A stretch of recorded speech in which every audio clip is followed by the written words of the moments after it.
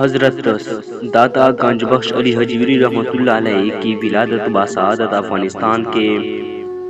معروف شہر غزنی میں 400 ہجری کو ہوئی۔ آپ رحمۃ اللہ علیہ نیک اور شرافت کے پیکر سادات خاندان کے چشم و چراغ تھے۔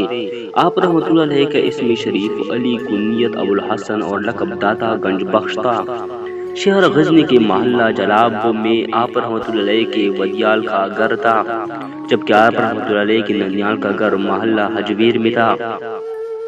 اور اسی نسبت سے آپ حجویری اور جلابی کہلاتے تھے۔ آپ نے 4 برس کی عمر میں اپنے والد محترم حضرت عثمان بن علی رحمۃ اللہ علیہ سے قرآن پاک کی تعلیم حاصل کی۔ آپ رحمۃ اللہ علیہ غیر معمولی ذہانت کے مالک تھے اور تھوڑی ہی عرصے میں قرآن مجید پڑھنے کی سعادت حاصل کر لی تھی۔ اس کے بعد آپ رحمۃ اللہ علیہ نے عربی اور فارسی اور دیگر علوم کے حصول کے لیے سفر کی صعوبتیں نہایت خندق پیشانی سے برداشت کی،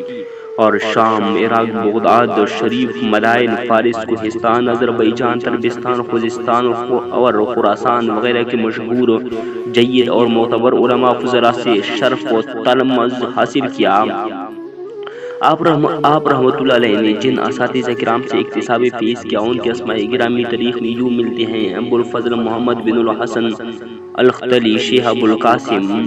امام ابو العباس، ابو سعید، خواجہ احمد ظفر، ابو العباس وغیرہ وغیرہ بہت سارے ہیں۔ آخر الذکر شیخ ابو القاسم گرگانی کا شمار آپ رحمۃ اللہ علیہ کے استاد نوین سب سے پہلے نمبر ہوتا ہے، جس سے آپ رحمۃ اللہ علیہ نے درس علوم حاصل کرتے ہوئے سب سے زیادہ استفادہ کیا۔ آپ رحمۃ اللہ علیہ بہت زیادہ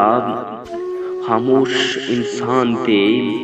بیعت ہونا کوئی بچوں کا کھیل نہیں، لوگ آپ سے بیعت کرنے لگے، اس لیے خوب جانچ پڑتال کرتے ہوئے سرکار دو عالم کی شریعت مطہرہ کی مکمل پابندی کرنے والے شیخ کے ہاتھ پر بیعت کرنی چاہیے، اور ساتھ رحمت عالم کا فرمان مقدس سنایا کرتے تھے کہ اگر ایک شخص جائے نماز پر بیٹھا ہوا ہوا میں بھی اڑتا ہوا نظر آئے، مگر وہ شخص شریعت مطہرہ کا پابند نہ ہو اور اس کا پاؤں جادۂ شریعت سے باہر ہو، تو سمجھو کہ وہ جادوگر ہے، اس پر کچھ اعتبار نہیں۔ حضرت علی حجویری سلسلہ جنیدیہ شیخ ابو الفضل ختلی رحمۃ اللہ علیہ کے دست شفقت پر بیعت فرمائی، جو اپنے زمانے کے جلیل القدر قرآن و حدیث کے اعلیٰ پالے کے عالم، زاہد و تقوی، متقی و پرہیزگار اور کشف و کرامات میں اپنی مثال آپ بزرگ تھے۔ حضرت داتا گنج بخش علی حجویری اپنی شہرہ آفاق تصنیف کشف الحجوم کے، جس کے بارے میں حضرت بابا فرید الدین شکر گنج کے خاص منظور نظر اور سلسلہ چشتیہ کے عظیم بزرگ حضرت خواجہ نظام الدین اولیاء فرماتے ہیں کہ جس کا کوئی مرشد نہ ہو، اسے اس کتاب کے مطالعے کی برکت سے مرشد مل جائے گا۔ وہ رقم تراز ہے کہ ایک مرتبہ میں آپ رحمۃ اللہ علیہ وضو کرا رہا تھا، میرے دل میں خیال پیدا ہوا کہ جب تمام امور تقدیر اور قسمت سے وابستہ ہوتے ہیں تو پھر آزاد لوگوں کو پیر اور فقیروں کا غلام کس لیے بنایا جاتا ہے؟ کیا کرامات کی امید پر میں ابھی یہ سوچ ہی رہا تھا، کچھ کہنے نہیں پایا تھا کہ مرشد نے اپنے کشف سے جان لیا، فرمانے لگے: بیٹا، جو بات تیرے دل میں پیدا ہوئی ہے مجھے معلوم ہو چکی ہے۔ جب اللہ تعالیٰ کسی کو تاج و تخت دینا چاہتا ہے تو اسے توبہ کی توفیق عطا فرما دیتا ہے،